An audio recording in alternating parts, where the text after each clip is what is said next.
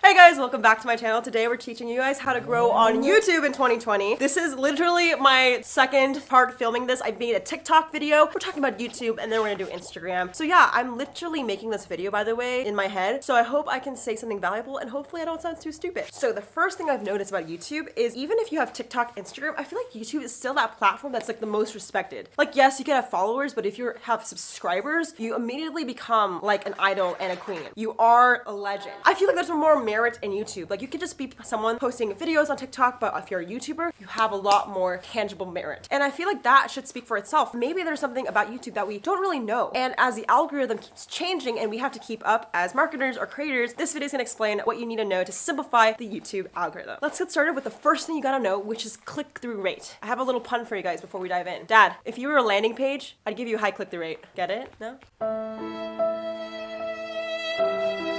Well, and that's essentially, the higher the click-through rate, the more ideal and enticing you are to a viewer. So your goal as a creator is to make sure that your thumbnails are eye-catching. I am telling you, so many people don't understand the value of a thumbnail. When you're scrolling on YouTube, trending pages, or you're at the home, you're gonna see a title and a thumbnail. Before you even watch the video, you're gonna click on the thumbnail first. So that's why it's super important to have a very eye-catching thumbnail. Now listen here, right? Maybe you're like, hey Jade, I still don't know how the algorithm works. Like how does it like know what to push? Well, Sally, it's gonna be okay. Listen here. So say your video has to do with something about hair tutorial. YouTube's gonna share this video and push it on people's home pages and feeds to see if people are interested in hair videos. Now what's super important is YouTube's gonna push it to 100 or 200 people, right? But in order for YouTube to keep suggesting it to thousands and millions of people, you have to have a really good click-through rate, right? Because if YouTube sees that your click-through rate is like really low, they're not gonna keep pushing it. You have to prove to them that in the first 100 people, say 50 people click on it, right? So that's why it's super important to have really beautiful thumbnails, which I'll go into in a little bit, but that's the importance of the click-through rate. Now, if you're asking what's a healthy CTR, which is click-through rate, I would say it's around 15 to 20%. Now, I'll be honest, it's actually really freaking difficult. Most of my videos on my channel have around like a 5% click-through rate. It's not easy. The reason why it's actually really hard is because YouTube doesn't know who to suggest it to in the beginning. So for example, say you're having a haircut video, YouTube, the algorithm is not smart enough to push it to like hairstylists. Maybe they accidentally push it to gamers. And because of that, gamers like don't want to click on the video. So sometimes it's not your fault, but sometimes it could be your fault. So one of the most important ways you can look at your thumbnail to see if there's a clear message coming across. If your thumbnail doesn't have clear text, if you can't see a face, YouTube is not smart enough to know where to push it. So make sure you guys use keywords and your visuals are really on point. So for example, here's a thumbnail that maybe wouldn't do so well because it's not really easy to read and there's just too much going on. However, this thumbnail has my face really clear and a few words to tell YouTube to push it to people that maybe like hair videos, right? Because I have a picture of my hair before and after. So it's super important to realize that it has to have a clear, concise message and your face needs to be in it. It's kind of weird, but I find that YouTube doesn't like it when there's more than 2 faces. Like I had a video with 5 people in it and literally the click-through rate plummeted to 5%, which is actually really bad when you think about it. The minute I changed to 2 or 1 face, it really helped. So just be very clear in your message and the text is super. Now, once you figure out a really eye-catching thumbnail and really good title, you need to make the video watchable and hopefully have people stay as long as possible. So then we're coming into what we call watch time. I'd say click-through rate is a little bit more important than watch time because if people don't click on your video, then they're not gonna watch it. But watch time is just as crucial, right? Similar to what I said before, if YouTube sees that people are staying for a long amount of time, they're most likely gonna push it to more and more people. A really healthy watch time is around 40 to 50%. Now, I'll be honest, again, it is really hard to do that too. You have to be a really good storyteller. You have to keep people engaged. If you guys would like to see a whole video about storytelling and creating an engaging video, let me know and I can break it down in the future. But my main summary to make really high watch time content is a really good beginning, middle, and end. You want to basically make sure that throughout the video, people know why they need to stay to the very end. Is there a really big problem you're solving? Are you making the viewer feel like they're part of the story, right? So whether you make tutorials, vlogs, make sure you ask yourself, like, why are people staying to the very end? And once you understand that, then you can create content and put footage that makes sure that it supports that story. So I'll give you guys an example. This video right here has a watch time of 25%. And the reason why it was so bad and not a really healthy watch time was because I was literally talking for the first 3 minutes about something completely irrelevant. People clicked off, they didn't give a shit. However, this video that has a watch time around 45% was straight to the point. I dove right in and I made sure I gave the audience value as soon as possible. So honestly, if you can learn anything about watch time, just shut the fuck up, get straight to the point, and then you might have a better chance of having a higher beginning and end watch time. So now you're probably like, okay, Jade, it seems like a lot of data, a lot of analytics. How do I get started as a beginning YouTuber? Now, if we're starting with with 0 views and 0 subscribers, I'm telling you, none of this information will be actually helpful because you need to fail and try a lot. I personally have made over, I would say like 400 to 500 videos in my, I guess, career. And I definitely had really shit videos. Like my first 100 videos were super, super bad. So if I can give any recommendation and my main takeaway to anyone who maybe is still confused, seriously, just make a lot of videos, make 100 videos that are mediocre, not the best, and then reflect and look at the data and see what you can take from it. I think too many people want to optimize too early, and I'll be honest, this video is actually not helpful at all if you don't even have a video. So my message to you guys is to go out there, make a YouTube video. It's okay if it sucks. It's okay if you don't have a good watch time. You can always go back and reiterate. And I believe all success is learning from your mistakes. So don't be afraid to fall on your face a few times and learn from that. So with that being said,